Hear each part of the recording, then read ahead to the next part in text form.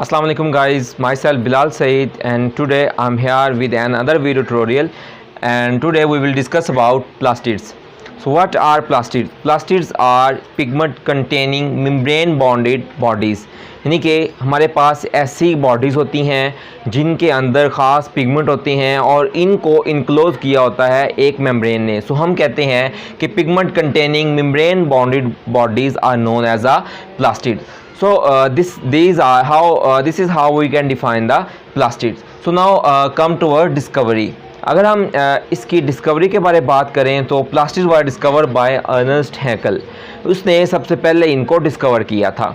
अब इसके बाद अगर हम इसकी अक्रंस की बात करें तो हम कहते हैं कि mainly plastids are present only in plant cells, यानी कि मेनली ये प्लांट सेल के अंदर मौजूद होते हैं और प्लांट को कलरिंग का काम करते हैं. उसके अंदर जो ग्रीन कलर है या उसके अंदर जो दूसरे पार्ट्स होते हैं उनके अंदर जो कलरिंग होती है वो सारी ये प्लास्टिड्स होते हैं, यही उनको प्रोवाइड करते हैं.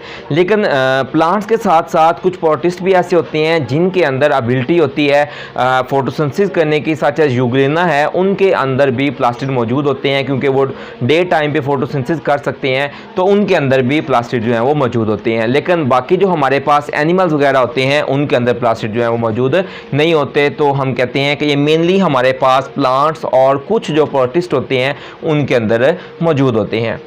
अगर हम इसकी टाइप्स की बात करें तो बेसिकली हमारे पास दो टाइप्स होती हैं.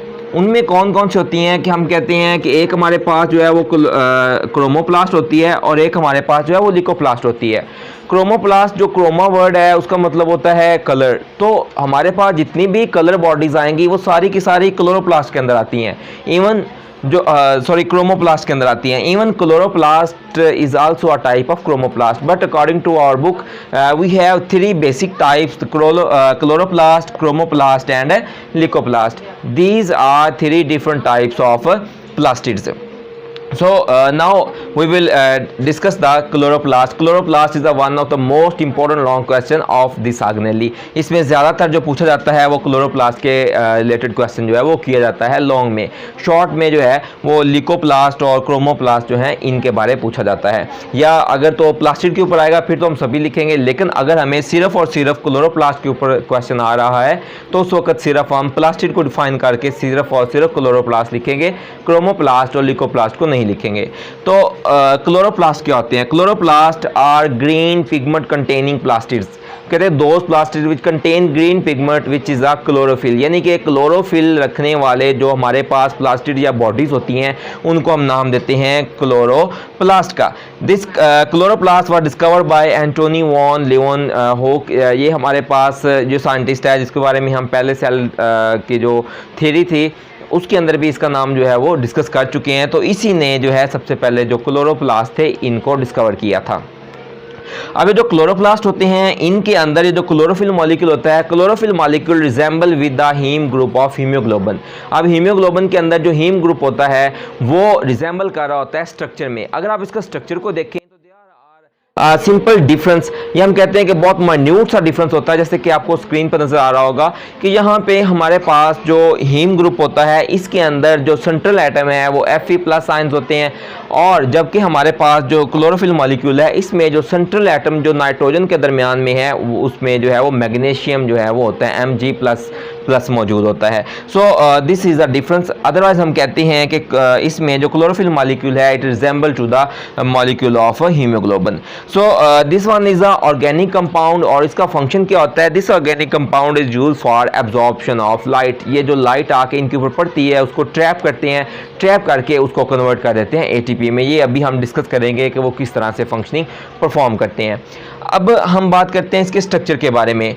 अगर इसके स्ट्रक्चर की बात करें तो अगर कंपाउंड माइक्रोस्कोप के स्ट्रक्चर की बात करते हैं तो दे शो अ हेट्रोजेनस स्ट्रक्चर्स. ये कई हेट्रोजेनस स्ट्रक्चर शो करते हैं जिनमें हम कहते हैं कि मेम्ब्रेन बाउंड्री स्ट्रक्चर है जिसके अंदर जो है वो ग्रेना मौजूद होते हैं. लेकिन जब इसका अल्ट्रा स्ट्रक्चर स्टडी किया गया तो उससे पता चला कि it has three basic components. इसमें तीन मेन कंपोनेंट होते हैं. The one is a envelope, the second one is a stroma and third one is a thylakoid. These are three basic components of chloroplast. अब envelope क्या होती है? Outer covering जो है उसको हम नाम देते हैं इन्वेलप का। It is a double membrane bonded organelle, इसके डबल मेम्ब्रेन बॉन्डेड है, इसके गिर्द जो होते हैं वो 2 मेम्ब्रेन्स होती हैं और इसकी जो दोनों मेम्ब्रेन्स होती हैं ये स्मूथ होती हैं, जैसा कि आप इस डायग्राम के अंदर जो है वो देख सकते हैं। अब इसके दूसरे क्या होता है स्ट्रोमा। अब इसके अंदर जितना भी फ्लूइड पाया जाता है उसको हम नाम देते हैं स्ट्रोमा का, यानी कि हम कहते हैं कि fluid that covers the thylakoid and grana are known as a stroma, यानी कि ऐसा फ्लूइड जो ग्रेना और थैलाकॉइड को सराउंड कर रहा होता है उसको हम जो है वो स्ट्रोमा का नाम देते हैं। इस स्ट्रोमा के अंदर हम कहते हैं कि इसमें डीएनए होते हैं, राइबोसोम होते हैं और जो है वो इसके अंदर कुछ अदर पार्टिकल जो है वो मौजूद होते हैं। अब यानी कि इसमें अगर आप डायग्राम में देखें तो ये जो आपको नज़र आ रहा है ये हमारे पास जो है सर्कुलर डीएनए, ठीक है, और ये आपको जो नज़र आ रहे हैं दीज आर राइबोसोम्स। इसके पास अपना राइबोसोम होता है, अपना सर्कुलर डीएनए होता है, तो इसके अंदर जो है वो प्रोटीन की तैयारी भी होती है। तो ये अपने लिए खुद प्रोटीन तैयार कर सकता है और हम पहले भी ये बात डिस्कस कर चुके हैं कि माइटोकॉन्ड्रिया के अंदर और इसके अंदर चूँकि अपना सर्कुलर डीएनए और राइबोसोम होते हैं, so these are self replicating organelle, या इनको हम सेमी ऑटोनोमस ऑर्गेनेलीज का भी नाम देते हैं। तो ये अपने आप की रेप्लिकेशन कर सकते हैं, कॉपी तैयार कर सकते हैं, क्योंकि अपने लिए इनफ प्रोटीन बना सकते हैं। तो इसलिए हम इसको भी प्लास्टिड को भी सेल्फ रेप्लिकेटिंग ऑर्गेनेली का नाम देते हैं। This one is a very important for MCQ के पूछा जा सकता है कि कौन कौन से ऑर्गेनेली जो हैं वो सेमी ऑटोनोमस या सेल्फ रेप्लिकेटिंग ऑर्गेनेली हैं। अगर हम थर्ड पार्ट की बात करते हैं, that one is a thylakoid. What is a thylakoid? Thylakoid are flattened vesicle that are stack in each other on each other just like a coins, यानी कि हमारे पास वेसिकल्स होती हैं, बिल्कुल जो फ्लैट वेसिकल होती हैं वो एक दूसरे के ऊपर जो है वो स्टैक, उनका ढेर लगा हुआ होता है और वो जो स्टैक होता है उसको हम जो है वो ग्रेना का नाम देते हैं। So stack of flattened vesicle और thylakoid are known as a grana. ये हमारे पास जो आपको एक स्टैक नज़र आ रहा है इसको हम जो है वो ग्रेना का नाम देते हैं। Single one is a granum and two grana are interconnected with each other by intergrana. This is a intergrana. Two grana are interconnected with each other by intergrana. अब इनके गिर्द यानी कि हमारे पास जो वेसिकल्स होते हैं वो ग्रेना भी बनाते हैं और इंटरग्रेना भी बनाते हैं, but intergrana are non green parts. जो हमारे पास ग्रीन पिगमेंट है जैसे को हम क्लोरोफिल का नाम देते हैं, this is only present in the grana. ये सिर्फ ग्रेना के अंदर प्रेजेंट होता है, इसलिए ग्रेना का कलर ग्रीन होता है, लेकिन जो इंटरग्रेना होते हैं इनके अंदर जो है ये एब्सेंट होता है। तो इस वजह से इनको हम जो है नॉन ग्रीन पार्ट्स का नाम देते हैं। So they are not involve in the absorption of sunlight, क्योंकि इनके अंदर क्लोरोफिल मॉलिक्यूल नहीं होता, तो इसलिए जो इंटरग्रेना होते हैं ये सनलाइट के अंदर भी कोई फंक्शन प्ले नहीं करते। जबकि जो ग्रेना होते हैं ये हमारे पास ग्रीन कलर के होते हैं और इनके अंदर क्लोरोफिल मॉलिक्यूल होते हैं, तो इसलिए ये क्या करते हैं कि लाइट को एब्जॉर्ब करते हैं। अब लाइट एब्जॉर्ब करने के बाद हमारे पास जो रिएक्शन आ रहे होते हैं उसको हम नाम देते हैं लाइट रिएक्शन का। अब जो लाइट रिएक्शन है वो होती हैं थैलाकॉइड के ऊपर। अब यहाँ पे दो बहुत अहम एमसीक्यू हैं जो पहले 9th में भी आप डिस्कस कर चुके हैं कि light reaction occurs on the thylakoids and dark reactions occur on stroma. अब जो पहले लाइट रिएक्शन होते हैं, लाइट रिएक्शन में क्या होता है, लाइट को ट्रैप किया जाता है, ट्रैप करके इसको एटीपी के अंदर कन्वर्ट किया जाता है, एटीपी एंड NADPH। अब इसके बाद जब ये एटीपी वगैरह बन जाती हैं तो फिर जब डार्क रिएक्शन आती है, जब लाइट प्रेजेंट नहीं होती तो उस वक्त स्ट्रोमा के अंदर जो है वो डार्क रिएक्शन होती हैं, तब एटीपी की एनर्जी को यूज़ किया जाता है और इनको इस्तेमाल करके कार्बोहाइड्रेट बनाए जाते हैं।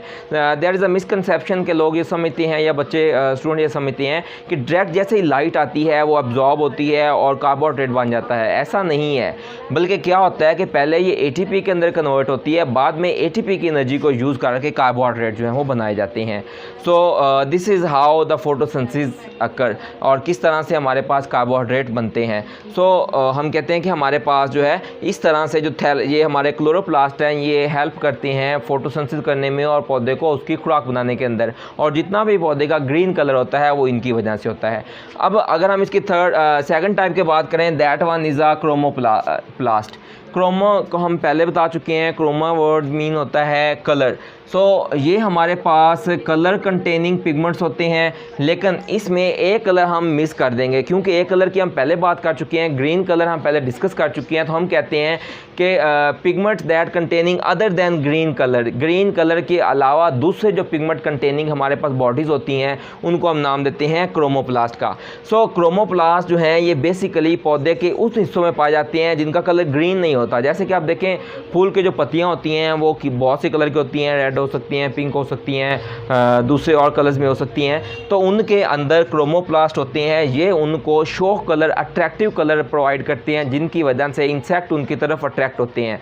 So they help the plant in the pollination. जब एक इंसेक्ट एक से दूसरे के ऊपर जाएगा तो वो पोलिनेशन करवा देगा। इसी तरह से कुछ सीड जो होती हैं वो इंसेक्ट के साथ जो है वो अटैच हो जाते हैं, चिपक जाते हैं, जिनसे वो जब वो ट्रैवल कर रहे होते हैं तो रास्ते में गिर जाते हैं। तो हम कहते हैं कि these are involve in the pollination as well as in the dispersal of seed. So these are two basic and important function of chloroplast. So last one is a leucoplast. Leuco mean white. So these are colorless plastids.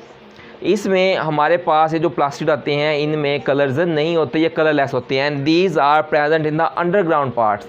ये हम कहते हैं कि ये उन हिस्सों में पाए जाते हैं that are not expose to the lights, जो सनलाइट को एक्सपोज नहीं होते या अंडरग्राउंड होते हैं, उन पार्ट्स के अंदर पाए जाते हैं। जैसे कि हमारे पास आ जाती है एग्जांपल है हमारे पास रूट्स की।